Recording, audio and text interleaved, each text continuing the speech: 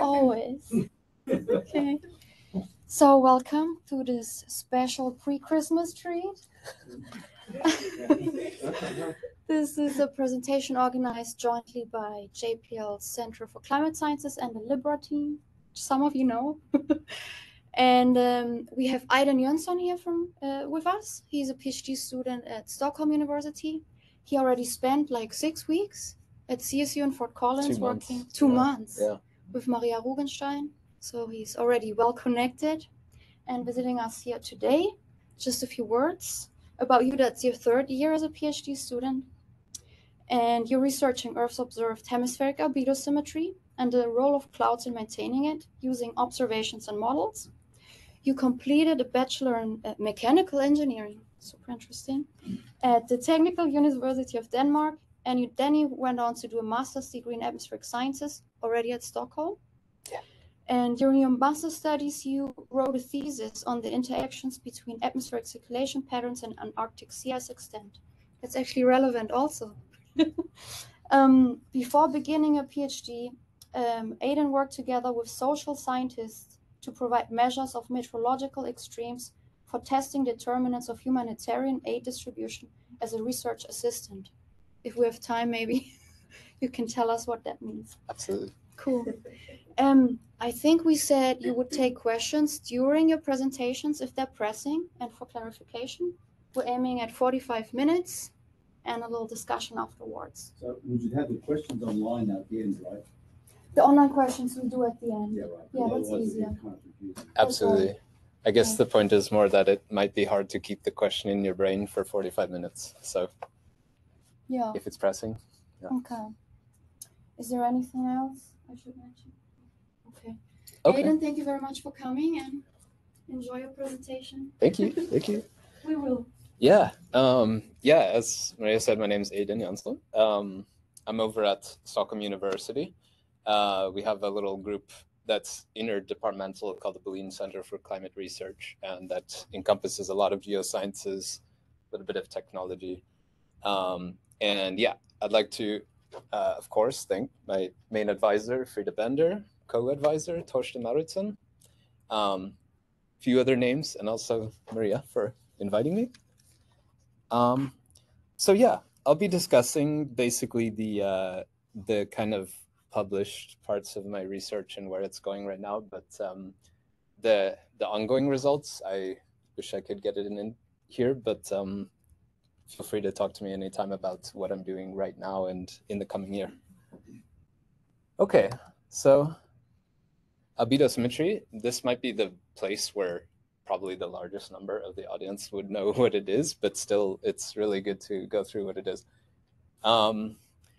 It's a feature that was observed early in the first generation of satellite observations. So TIROS Nimbus back in the 1960s. Thomas van der Haar and Werner Suomi published this paper, and they made the observation that the Earth's albedo is remarkably symmetric between the two hemispheres. They said this, Thomas actually said this came as a little bit of a surprise because people didn't really know what to expect, especially the southern hemisphere's albedo from space, what it would look like. And they said, wow, clouds really determine a lot of the Earth's albedo. And there was this line here, which is really nice, that each hemisphere has nearly the same planetary albedo and OLR on the annual mean time scale. So clouds are influencing the Earth's albedo to a large extent, or well, Earth's climate in general. So it was back in the 1960s. I'm gonna give a quick introduction of just a little method that I use to decompose radiative fluxes into components that are additive from the surface and the atmosphere and the clouds themselves. So you essentially just need to know the top of atmosphere and the surface up and down welling radiative fluxes in the shortwave. Talking only shortwave here for now. And you get a component that is basically, you can just add them up. So, you know, X% is from clouds, Y% is from the atmosphere itself in the clear sky, etc. So we have this review that was published in 2015 on Earth's albedo. Also, I'm going to talk about asymmetry, and I use this as a quantitative term where I just say this is the north minus the south of hemispheric means. So I'll keep using that. That observation from the 1960s, that the Earth's albedo is hemispherically symmetric, carried through to today's measurements. So if you look in the series instruments, you see a pretty strong compensation between the atmosphere and the surface. And a pretty big component of this here is the atmosphere in the clear sky, which is this white bar. You can notice that's actually a lot larger than the surface contribution.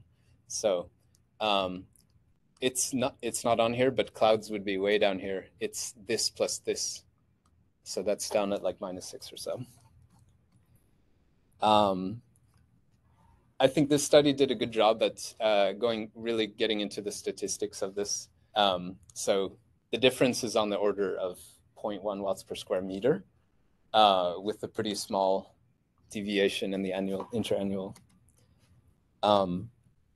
The first question that people thought about, that people were wondering, was like, are we just observing Earth in a weird anomalous state where Earth's albedo happens to be symmetric because of the current forcings? So this study by Eike Vogt and others, they basically took observations and assigned random halves of Earth, making pseudo hemispheres basically, and seeing how big the differences in reflected radiation were between the two. And doing that thousands of times, you get this curve. Up to 6%, you get nearly all of them, or 6 watts per square meter difference, you get all of them. And on the order that we actually observe, it's about 3% of the hemispheric differences. So they took this to mean that it's probably not coincidental, that it's between the equator, it's divided across the equator between the north and south hemispheres for a reason. This is, so the thing I forgot to say real quick is that the atmosphere clear sky comes from the concentration of aerosol emission sources in the northern hemisphere, and the surface area, the surface contribution comes from a greater amount of landmass, and so in the northern hemisphere. So the question would be, why do clouds compensate exactly for that, and where do those differences occur? And in Datseris and Stevens, they looked at this, dividing it over land, which is this turquoise, and orange for ice. So clouds over ice and land have basically no difference between the hemispheres in terms of albedo, but clouds over ocean have a pretty strong difference in albedo between the two hemispheres. And this is normalized by area, so you would imagine that for the same unit area, the higher cloud albedo in the southern hemisphere is really important for getting this feature right. So clouds over ocean are important. What about those clouds over ocean? These are marine cloud asymmetries. So this is a histogram that gives you the cloud fraction on the bottom, and then the resulting TOA albedo on the y-axis. And breaking it down into a range of latitudes, in the tropics, you end up with basically higher cloud amount. And you can notice that if you have, quick thing is that this curve is a global fit of the d alpha d cloud fraction. So it's the control, you can use it as an axis basically. The slope being the same in the tropics says that the cloud albedo is basically the same. However, that it's shifted to the right tells you that there's higher cloud fraction in the northern hemisphere tropics. And that would actually, just to drive that home, is that reinforces the clear sky albedo asymmetry. So this is one part of it, and it actually would lead to a larger asymmetry between the hemispheres. But the rest that really makes it up is a higher subtropical cloud amount in the southern hemisphere. So you see this slope is similar, but it's shifted to the right. And you have finally a higher cloud amount and albedo in the mid latitudes. So you end up with a steeper slope in the southern mid-latitudes, so resulting in a higher albedo for the same cloud fraction. So these are the key components of the cloud cover fields broken up by latitude that, that results in the hemispheric albedo symmetry. Some early ideas about it, about a compensation mechanism that could give you this, is a shift in the ITCZ, which is the rising branch of the Hadley cells, and the tropical maximum in cloud cover that would follow it. So the idea was that you would, if you had a hemispherically asymmetric albedo, so let's say here is darker, you would move the ITCZ into the darker hemisphere. And this comes from energetics and what determines the position of the ITCZ, but this transports heat across the equator, and partially the albedo effect from the clouds will equalize the albedo a little bit. So some studies did idealized versions of asymmetric clear sky albedo. So the ocean gets a different albedo in an aquaplanet, and you get the right direction at least. You have the clear sky asymmetry on the bottom, so the degree that you get from the idealized perturbation, and then the cloud cover gets more and more hemispherically asymmetric. However, the extratropical clouds go in the wrong direction. And as you notice from the observations that I just showed, the northern hemispheric tropics that's where the ITCZ is, which is kind of in the wrong hemisphere. It's not the darker hemisphere. So that leads us to the extratropics a little bit, but we'll return to that. Okay, so hopefully I'm gonna discuss a little, hopefully I'm going to be able to convince you a little bit about why it would be important. And early on in the PhD program, we laid out a few, like 4 hypotheses that we wanted to just kind of keep in mind over the whole project. And I think it's nice to go through them actually. So the first one is that this feature is maintained by fundamental mechanisms in feedback mechanisms in the climate system. And this could be something that it's open-ended, so you could disprove this one. We could work and try to disprove this one over this PhD program. So far, no one has been able to disprove that. The second hypothesis is that it's driven by clouds, but not necessarily by tropical clouds, which is the earlier explanation or hypothetical feedback mechanism that was posited. The third would be that climate models can be used to single out processes that would be responsible for maintaining that feature. The last would be that the same processes would be active under different climate states and different forcing scenarios. So this feature could help us to constrain how clouds would act in different climate states. So these are some motivation to it, and I'm going to go through a little bit. The ultimate goal is to understand this system, this messy system, which is an intricate mess of how clouds impact albedo,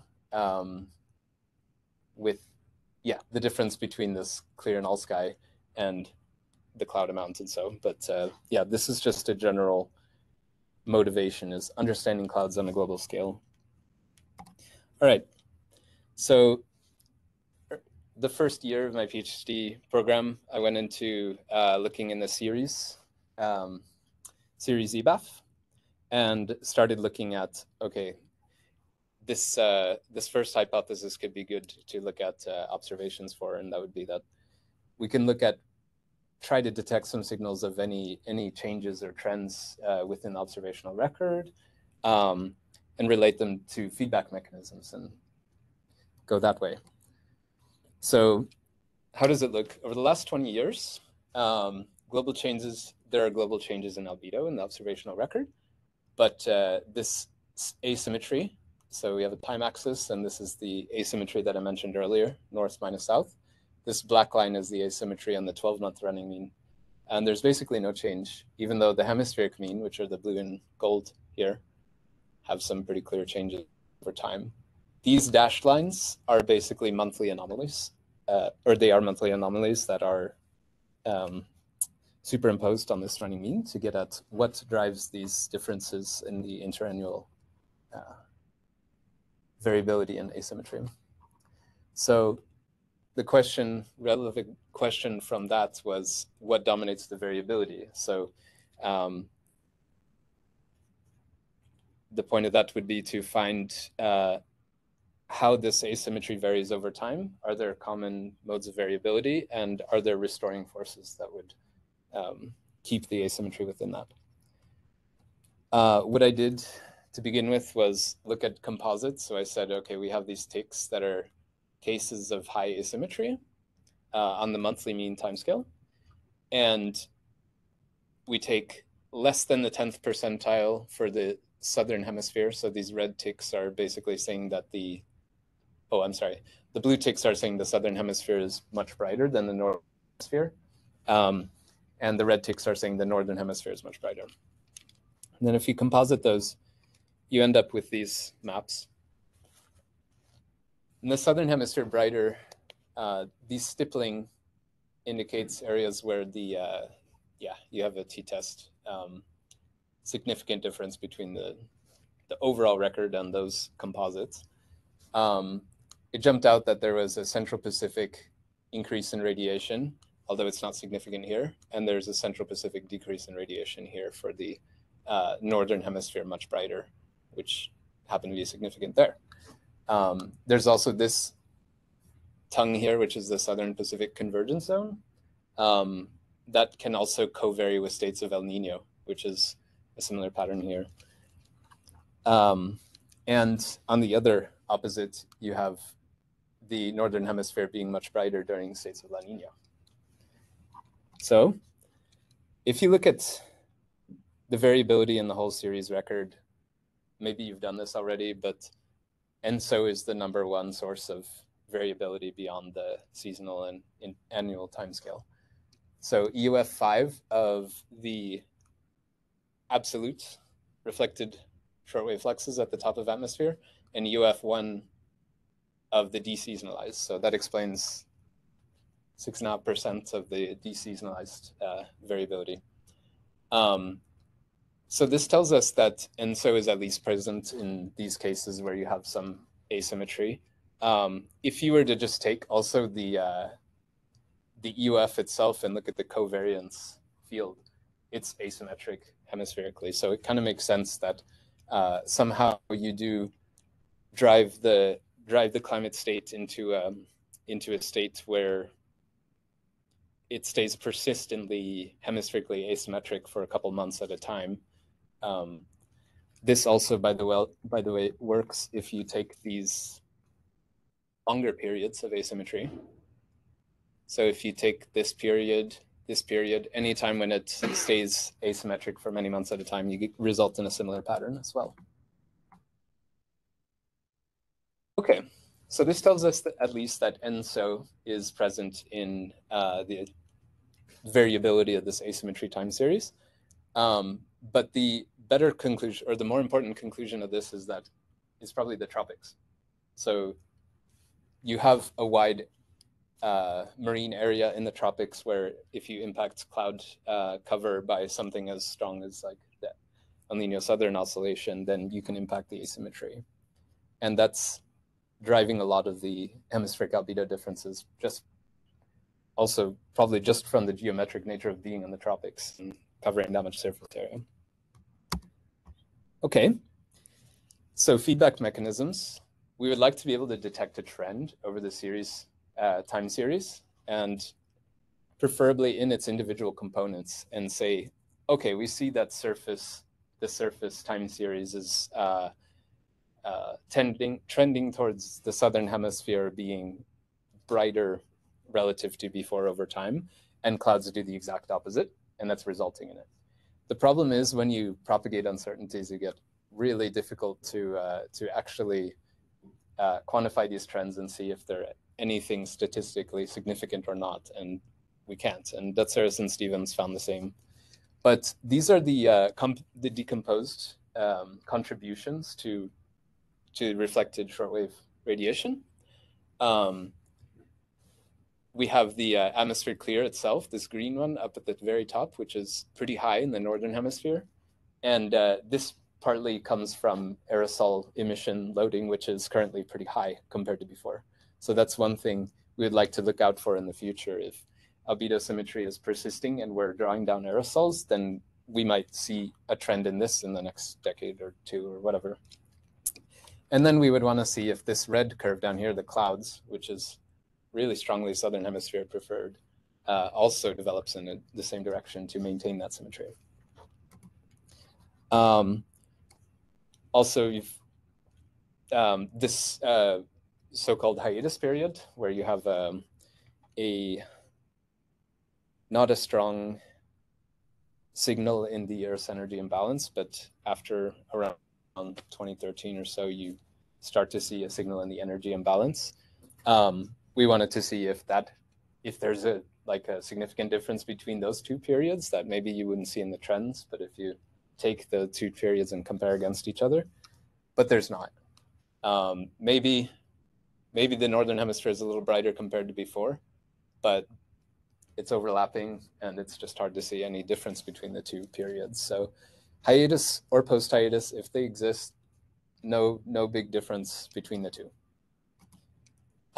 If you look at the field itself, this is atmospheric contributions to reflected radiation at the top of the atmosphere. You get this Eastern Pacific signal, which could be relevant for changing climate feedbacks. A little bit increased Central Pacific, but I think a nice one to see is the Arctic itself. So I've removed everything that is outside of the instrument uncertainty that I propagated. So that's like the white area that you see some splotching is uncertain, too uncertain to say anything about.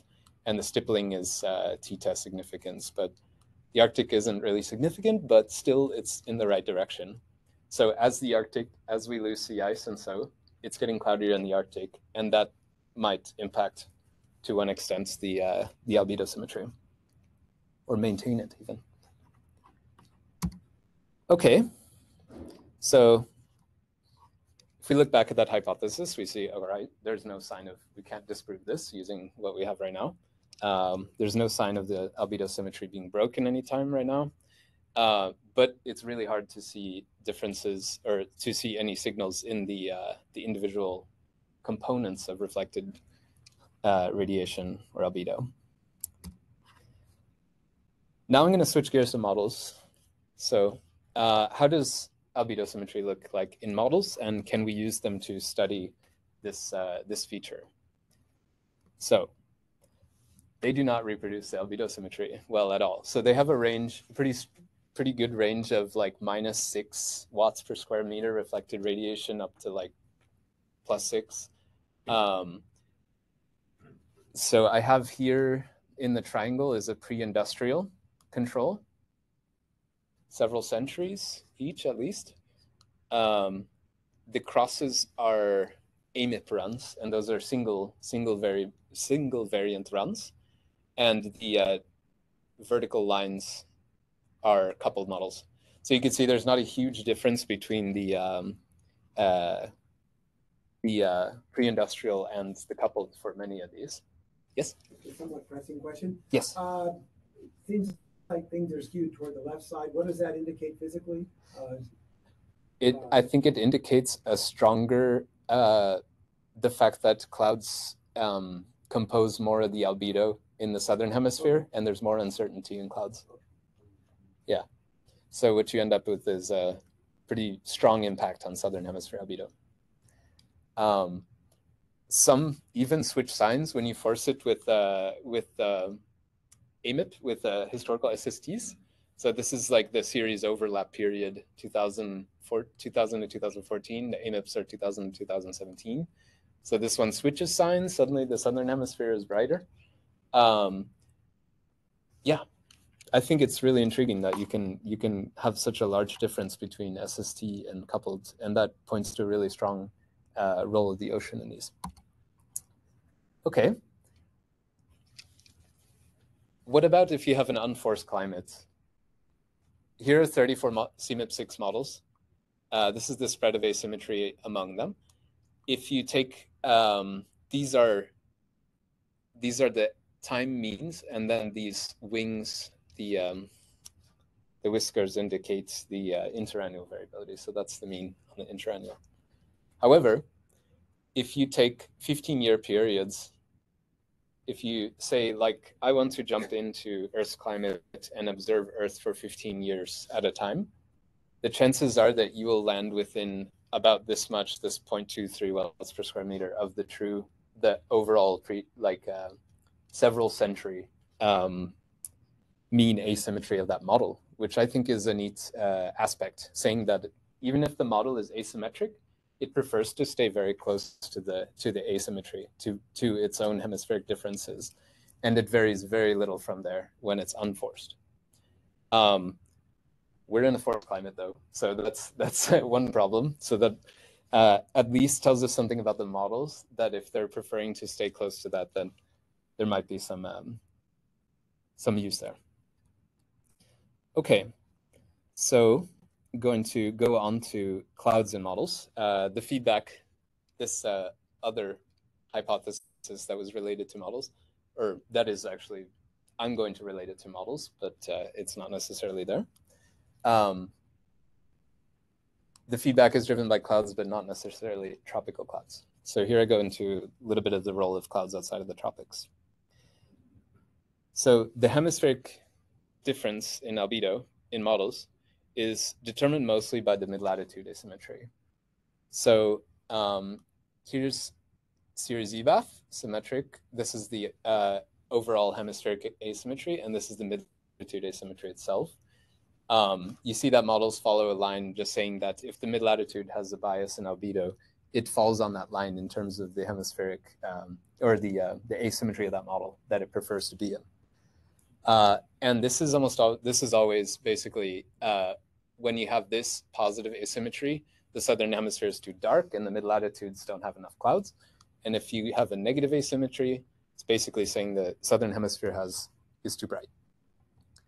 And this really comes from this spread here. There's of course some spread here, but this spread in models is really determining a lot of this mean state bias in asymmetry, albedo asymmetry. And I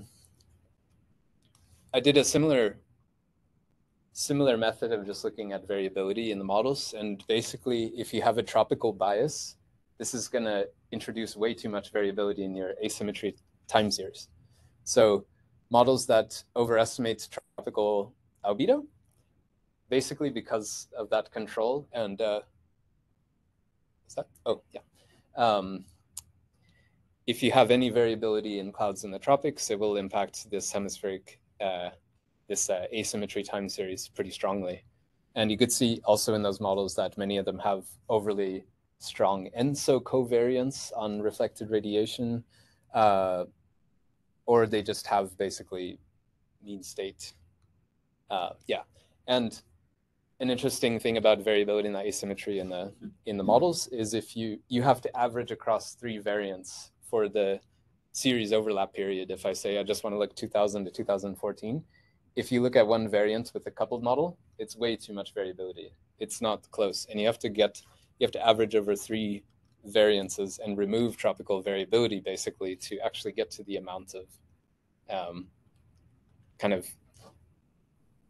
the variability in the asymmetry time series basically.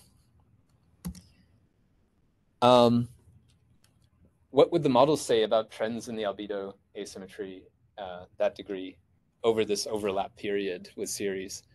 So this is basically a decadal trend in the zonal mean profile in the models, and dashed lines are AMIP runs. So AMIP is telling us that we should be seeing an increase in southern hemisphere mid-latitude albedo. They should be telling us that the northern hemisphere albedo should be decreasing over time, although they're really all over the place. Some of them, you could say, basically no trend in asymmetry. And maybe many of them would be saying that you would see a southward shift of the tropical maximum in albedo. And yeah, this, again, only happens when you average over several variants I don't know what that happens. Is that okay? Okay. So that might tell us that if we were observing it now, we might not expect to be able to detect any trends. The AMIP might be more useful in that perspective, but we see maybe a little bit of this feature here in observations, but the models are basically overestimating any kind of decadal trend in albedo in the southern high latitudes.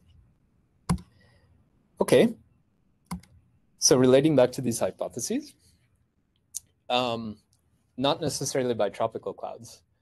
This really led me down a path of focusing pretty heavily on extratropical clouds and mid-latitude clouds and storm track clouds. So the fact that mid-latitude clouds determine most of the mean state asymmetry could mean something very important for the mean state albedo symmetry that we have, and say that perhaps one of the only really effective ways to maintain albedo symmetry would be to impact the mid-latitude clouds. And the last one, the third one here, the fact that models don't reproduce the albedo asymmetry is a problem. They have mean state biases and so.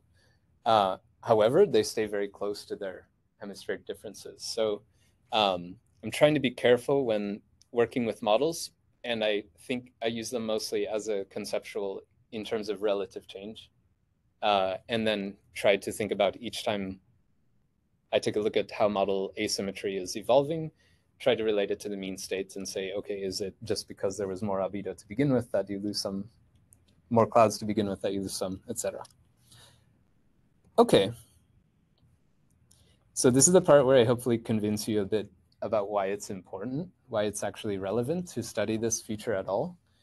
And it relates to the fourth hypothesis that's kind of guiding this whole PhD project here that I'm working on. That's the idea that these processes would be relevant in any climate state, or maybe in any similar climate state to what we have now, maybe not in paleo, et cetera, but the idea would be to use it to project how clouds would react in future forcing. Okay, so I started looking at albedo asymmetry. This is relative to pre-industrial, so everything starts at 0 at its model mean asymmetry. I should also say that it is a problem that you're working with relative asymmetry to the pre-industrial bias. However, the pre-industrial bias doesn't necessarily, it doesn't have a strong control on whether you have a direction in the asymmetry change over time or not. So in abrupt 4 times CO2 experiments, 150 years, you see an immediate darkening. And I'll call this little period mid here, so it's 30 to 50 years. Everything gets, basically the northern hemisphere gets darker in everything. And after some time, you get a divergence. So some of them basically travel back towards their pre-industrial mean asymmetry, and some of them stay at their new. There's even EC Earth 3, which is basically strengthening the asymmetry over time, which is a weird one. And why that happens is because you have this clear sky signal that is much stronger in the northern hemisphere. So this is the loss of sea ice and cryosphere. And the cloud changes. So they're partly compensating here in the northern high latitudes. And they're basically weakening CRE so that you're losing clouds and they're reducing albedo in the mid and, well, the subtropics mostly in the mid latitudes. So this last one, the color is organized by the pre-industrial to the end of the simulation. And this next one, I organize it by the middle of that. So it's after the initial northern hemisphere darkening and between that and the end of the simulation. So what I was trying to get at is the divergence between models after that initial northern hemisphere darkening. And what you see is that you have a pretty strong difference. Some models don't do anything in the southern mid-latitudes, but some of them do. They start to lose their clouds in the southern mid-latitudes a lot. And those models are the ones that basically restore their pre-industrial albedo asymmetry. So also, this is driven by cloud fraction. So there are some negative cloud feedbacks in phase that you would consider in this. They would be turning towards more liquid water, which would increase their albedo. They should be having longer lifetime because of the precipitation efficiency difference between the warm and the mixed phase clouds.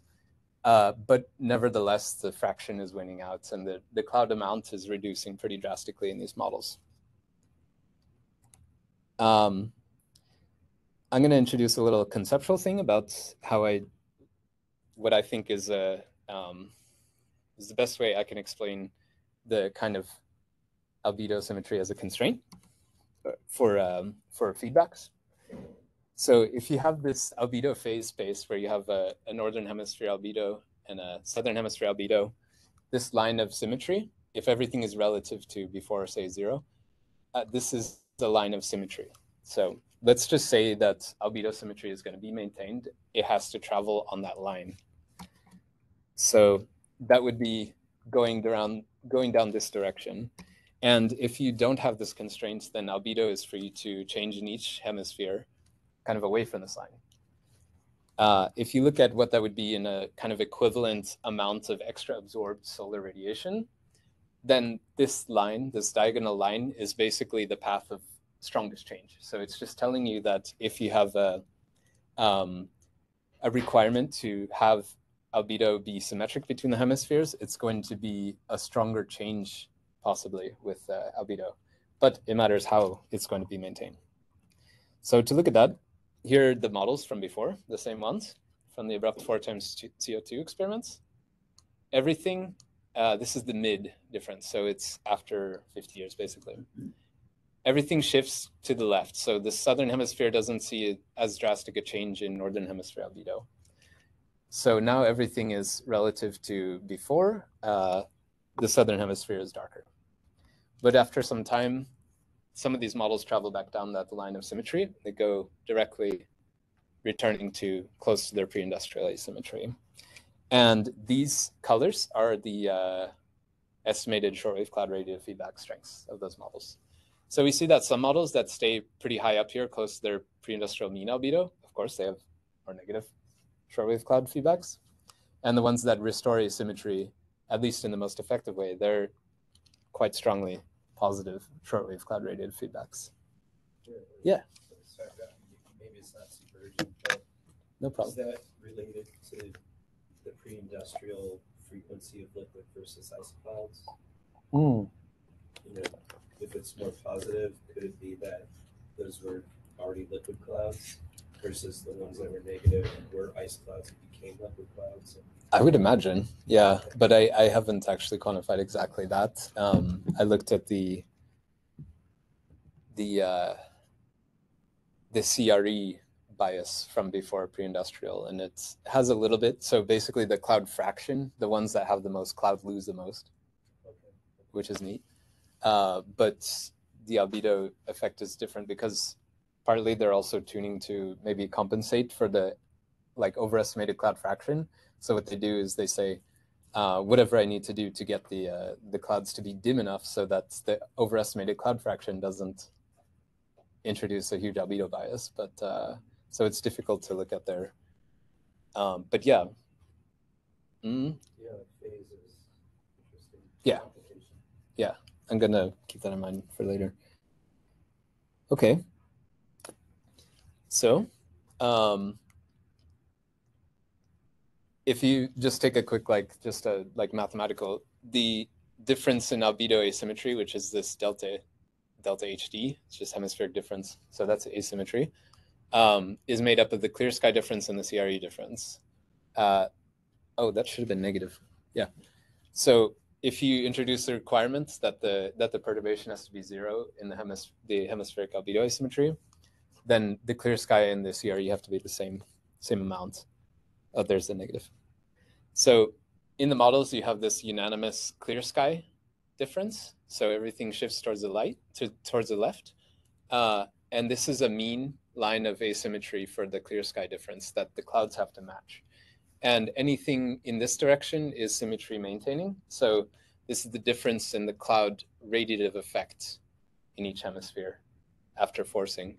And this is towards this direction, towards the dotted line, is telling you that the clouds are somehow Which Yes? period is this? Europe? Is this one of your mid or late periods? Oh, this is the end. Yeah, by the end of the simulation. So, okay. And going this direction, you would be reinforcing the albedo asymmetry. So some models do this. What I find is actually kind of disturbing is that the ultimate impact on CRE in each hemisphere is on a one-to-one line almost. And that doesn't really make much sense, that the models are saying that the CRE is changing the same in the south and the north, just from the standpoint that the southern hemisphere albedo is determined more by clouds than the north. But if you go along this, there's a slight tendency, maybe, it's the regression fit, but just slight tendency towards the southern hemisphere losing more clouds. And the fact that the only models that maintain asymmetry do so by strong southern mid-latitude cloud loss tells me that that might be one of the only efficient ways to do it, or one of the only effective ways to do it. So model world is telling us maybe that the way to maintain albedo symmetry would be to lose clouds and not to gain them. So this is the implication for cloud radiative feedback. So this is 30 to 50. Yeah, so this is not years 30 to 50. Sorry, that's wrong. This is the difference. This is the end asymmetry and pre-industrial asymmetry change, and the ECS estimate. You don't see a strong bearing if you just look at the total asymmetry change, maybe a little bit, but not much. But if you say like, okay, the models that restore it between those two periods after the initial northern hemisphere darkening, the pathway that it does so is relevant for the climate sensitivity, then it shows maybe that the only models that regain their asymmetry over time or maintain it somehow have only high ECS estimates. So that's an interesting feature there, but it's not a strong relation. But it's telling us at least that the shortwave cloud radiative feedbacks, which we know are contributing a lot to the spread in ECS in these models, is having an impact there. What if we try to constrain that? So this is the thing about mean state bias before basically saying that, okay, what if we want to look at the clouds in those models and say that the realistic ones are going to maybe have a better, they'll tell us whether albedo symmetry will be maintained or not.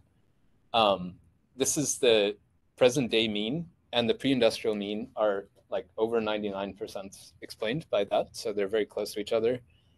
The present day mean cloud fraction in that region, and the black line is series EVAF and MODIS. This is the difference between mid and the end. So the ones that have the most lose the most. So present day mean high cloud fraction lose more percentage wise. And that's more in agreement with series and MODIS, sorry. But if you look at the effect on cloud radiative effect, or the impact on cloud radiative effect, it's really not clear.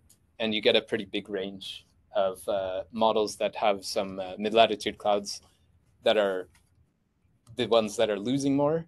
They don't necessarily agree at all with CRE, observed CRE. So that's a problem. That makes it really difficult. You would want some models to end up over here in this little overlap region and say, oh, I want to trust these models more, but there's no good, clear relation. So it's a pretty hard thing to constrain, but we might all know that about southern mid-latitude clouds.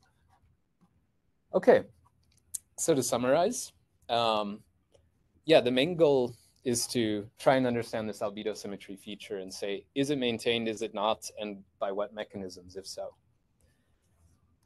But the outcome that could have is to tell us something about how clouds would operate in future climate states. And I think that's the practical outcome of this kind of question. It's a pretty powerful outcome, I think. And just some main summary points from mine. I would say that extratropical clouds are really important to this feature, particularly mid-latitude asymmetries in cloud cover. I would say then that the main candidates for symmetry maintaining mechanisms in the climate system would be in the mid-latitudes, especially in the southern mid-latitudes. And this has implications for the ocean as well. So the ocean has to have a role in this. And right now it's a bit unclear, but that's the direction I'm going anyway. So, and finally, yeah, I argued that the albedo symmetry is really relevant for feedback strengths. So if you could use that as a tool and a predictor for cloud cover and cloud fields in the future climate states, then this means we could have maybe a better idea of how cloud radiative feedbacks would work, basically. So thank you. Thank you very much.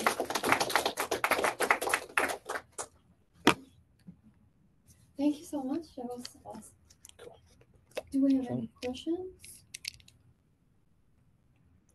Start with a quick one now. Yeah, Brian was a little fast. Yeah. Brian was faster on the draw. Okay, yeah. I'm a weather guy. I look at satellite images all the time, to my detriment. But how do these climate model simulations handle the weather systems themselves? Like, say, the cold front versus the warm front, or warm sector or the cold sector. The kind of stuff that Catherine Nod Yeah. composites of. And are there particular cloud types or regimes in which the models are really severely disagreeing in, but maybe other regimes that are not so much? So that's kind of one thought. Another thought is just a really nice paper by the group that did the Nikon simulations, and they composited mid-latitude cyclones in present day and then had a 2 Kelvin warming. Yeah. And they could show the cyclone shrinking in size. But the ice water path, say within the warm front, got higher. Oh, cool. Deeper clouds, yeah. Yeah, so Yeah. it might have been more reflective, but then the counts or the surface Yeah. coverage is smaller. Oh, neat. So Okay. it seems like there's a lot of Yeah. variables in here. Have you thought about tackling some of that process level? Yeah. I recently got started working with some high resolution model outputs, so ICON, and starting to look at especially mid latitude clouds. But you were talking in your first part, you were talking about cyclones, right? You were talking about extratropical cyclones. Or even like anticyclones. Yeah. Where, say, the cirrus is located with respect to Yeah. different types of low clouds. Yeah. Substance. Yeah. They all kind of go together, I guess. Absolutely. I know, at least from the GCM perspective, they capture cyclones, but not so much. I mean, these are still really big grid cells, and maybe only 20. I think it's like 10 across grid cells, maybe. I know there are some problems with resolution in terms of like just really fundamental controls on the cyclone evolution, like latent heating. That has like strong influence on the bias of how often cyclones occur, where they occur. But they actually do a pretty okay job at capturing frontal. This was also a compositing thing I looked at, but if you took GCM composites of each cyclone, you could see the differences in cloud genera in the right places. So they capture that okay. It's just more, I think it's the mean, the cyclone intensity, the position, storm track position, these things. Those are pretty large biases, yeah. More questions? So it's related to Brian. Mhm. Yeah, so as I told you earlier, so basically we also look into the warm front, and we correlate with the cloud set observation, and ice water path over the northern hemisphere is far more than the southern hemisphere. And it's not only that, it's actually the variation is so much more. So we look into why we see more ice water paths or stronger like cyclones related to the warm front. We look at first we thought it's just land ocean differences because northern hemisphere has more land than southern, but it looks like it's not because of that. It's just we are still tackling, but it looks like the origin of the storm center was close to the 40 or 30, and because of the IDCs shifted to the northern hemisphere, already even the starting point is say, 30 or 40 north and 40 south, it's very moist. So I think it's really interesting to see the moisture kind of profile and the origin, and that's gonna give the northern hemisphere, southern hemisphere the cycle is so different. Cool. So that's I think that's it's the Catherine now the babies we are doing that together now. Good. Yeah, I think definitely the thermodynamic state. I mean, not just like LTS or EIS, but thinking about column water vapor as the source of the hydrometeors, the precipitation, but also in controlling the storm size. Yeah. You could take a shallow water equation model, like a linear model, study like the size of these storms, and the linear model may change. They're sensitive to column water vapor. Good. Yeah. Yeah, that's something I'm moving for. I'm working on a PPE now to look at what cloud parameters are really impacting albedo symmetry in the atmospheric model. So hopefully that goes from the bottom up to get to cloud, these thermodynamic properties as well in cloud microphysics. Yeah. Mark, you had a question? Oh, yeah. Could you go back to the series trend map? Because you pulled out the Arctic, and I thought I saw some trends over Antarctic land as well. Yeah. I'm not trying to process that whether they are similar size. So if they look a bit smaller, but what is going on over Antarctic land? Is that just when you get a big fresh snowfall or something, or is it? This is the atmospheric contribution itself, which is why you get a lot of this white blotch over the continent, because it's so uncertain what the atmosphere is contributing there. But yeah, you would say that maybe the atmosphere is contributing less over time there. Okay, yeah, that's not sure. And then there was another one about where you were plotting the mid-latitude fluxes versus the global ones. You had quite tight trend, but were the scales that different? -15 and yeah, so that's the regional mean between 40 to 60, so you can have a larger. Oh, okay, so it's not scaled per unit. No, exactly. So that's like looking at this area of a 20-degree band in each hemisphere versus the whole hemisphere. Final one. Yeah. You showed the AMIT versus the other. How AMIT changes the difference that thing. Yeah. Exits. So if you have a bunch of runs, or you compare one with AMIT, and doesn't that mean like the spread between a bunch of runs of the same color tells you something about how much did you get SST passing within that? Absolutely. Yeah. Is the atmospheric model components. Exactly. Gotcha. So that tells you that maybe the the ocean component model is putting SSTs weirdly. Obviously, that's not just the ocean's fault, but should be careful with all the oceanographers around me at my department. But the models individual model spreads, within model spreads for the different SST patterns are way smaller than the differences between models. So it's mostly probably the atmosphere. Yes. Yeah. So they're feeding back into each other to overestimate variability in the coupled models, and then the AMIP is getting it very close to observed. So the way it's varying, at least, it might have a mean state bias because of whatever the cloud biases are on albedo in the model, but giving it the right SSTs gives you at least like a pretty reasonable variability in it. Yeah. Okay, yeah. We have a question in the chat. I'm not sure if people can hear me. I'll repeat it if you. Oh, okay. You see it yourself? No. Okay. Daniel Bankert says, has anyone extended studies of asymmetry backwards in time, presumably using ERBI data? No. No, I've looked around a lot on it, but I think, so the ERBI one I've seen deep sea, basically. This one where they basically tried to stitch together series in ERBI and use reanalysis to close it. But overall, I think it's a bit of a stretch to trust it so well. But it looks, and I think ERBI covers, 1983 or 85 was it on 84. So that's still if you look at the, oh, I'm sorry, I didn't repeat the question. The question was in the chat, if you want to look there. if you look at let's take models for a second and just think about the historical evolution of asymmetry over the past since pre-industrial time. You get a peak of asymmetry in the mid 20th century because of aerosol loading being kind of maximal, like 1960s, 1970s era. And then you have a little bit of a come down after that. And that come down is like pretty flat, actually. And Irby is still very much in like the flat part of that. So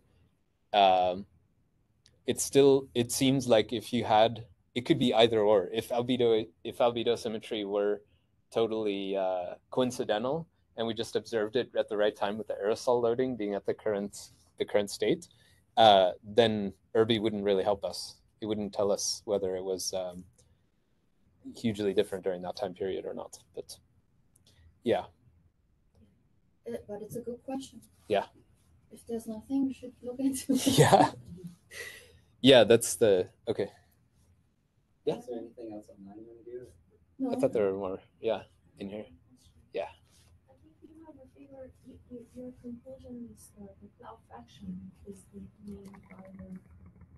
Right, but there's one figure showing real when the model is perfectly constrained the cloud fraction and the latitude. But they don't necessarily produce the best matched cloud-related Yes. effect with the observation. Yeah, exactly. So that means it's not just the refraction, it's how the solar radiation Yes. interaction with cloud, that Yeah. part is not handled. Yeah. That was the thing, like, I mentioned it earlier, but it's like they might be tuning them against each other. They might be tuning for the surface instead of TUA bias, etc. So I think that makes it really difficult to use models for this part. But the cloud amount, at least, yeah, it might not have the right CRE, but then you get the problem that the CRE might be determined also the fraction from the beginning. Yeah. I'm curious about that. The fraction is also related to the Southern Ocean SSTs and the Southern Ocean meridional overturning circulation. And I do have an explanation for that, and that's that you have a shutdown of deep convection in the Southern Ocean. This allows SSTs to rise more quickly in some models than others. And there's a study, Jermensson et al., and they looked at that in CESM2 versus NORESM2. And they're the same, almost the same models, except for the ocean model. And that's giving a big difference. So they say that you should trust NORESM2, which does not restore asymmetry so quickly. But after 500 years, they look the same. So maybe all models do that in the end. Yeah. Last question. Yes. Okay, it's not a fully formed thought yet, but given that you would have asymmetries in the non-cloud albedo, for example, sea ice and aerosol increasing in northern hemisphere, if there was a compensation, you would expect clouds to compensate more strongly in the southern hemisphere. So we don't understand it entirely, but we do have some idea of like these cloud controlling factors. So for example, low clouds and their changes are responsible for most of the changes in cloud radiative effect. Yeah. In the shortwave, at least. And it's, according to a lot of papers, it's primarily the SST. It's the primary thing that's causing those changes in low clouds. You know, there are these other factors, and you can question this cloud controlling factor to some extent, but it's probably SST is a proxy for a number of different things. But if this is the case, if these cloud controlling factors matter, you would expect then to see asymmetries in the SST, for example, if that's the number one thing that matters, right? So if you have stronger change in the northern hemisphere non-cloud albedo area, right, you would expect SST to have an asymmetry as well, because that's going to cause flickering on the clouds. It just strikes me that that's an area, like, given like the limited amount that we do understand things that control cloud feedbacks, you could be looking for those things in models to confirm whether, you know, there's something physical there. That's true, yeah.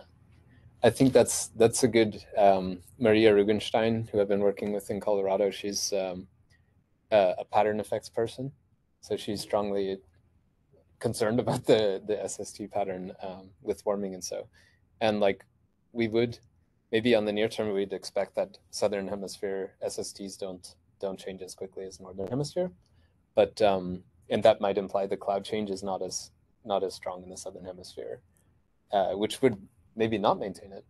But the question is timescale too, and if this thing that I explained in some models where you lose some southern hemisphere cloud cover in some models and not in others, if that appears in more models, if you just extend the simulations, then maybe it does occur in more in general terms that the southern hemisphere does experience a stronger cloud reduction. So yeah, I think we're going to try and do like a pattern effect SST thing with our PPE study currently for this albedo symmetry thing. So keep posted on that. I would be a little skeptical on that. If you look at these cloud control factors of the SST range, and you try to see how much you could predict a change in cloud shortwave radiating effect, for example, from a change in SST, you're probably not going to be able to predict it within the kind of degree asymmetry that you see here. That is, this is a few watts. You're probably not going to use SST to predict shortwave cloud radiating effect in 10 watts. Larger. So I just think that's just such a coarse brush, I suspect, but I don't know. So I'd be really surprised that things like those SST changes, kind of in any way map onto these asymmetries. Could use the Green's function stuff. Yeah. I mean, yeah, possibly. Together with Maria R, we've been looking into a relationship between surface temperature asymmetry with albedo asymmetry, and in models across AMIP, historical, force simulations, even in series, you do see a high correlation between temperature asymmetry and albedo asymmetry. Yeah. And in the models, it seems the northern hemisphere, and there's already an asymmetry with the northern hemisphere being warmer. But the more we force it, the warmer it gets on the global scale. The northern hemisphere gets warmer faster, and it seems to push the northern hemispheric albedo a little bit more than the southern hemisphere. So we have a darkening on the northern hemisphere that's occurring faster than on the southern hemisphere. And positive feedback. So we might expect an asymmetry in the future. At least that's what models tell us. And there's a relationship to the surface temperature for sure. On the large scale, we haven't looked into the processes yet. Yeah. Like what you said. But, Okay. Okay. With this, I think. Thank you. Thanks, so everybody. much. Yeah. Thank you. Yeah.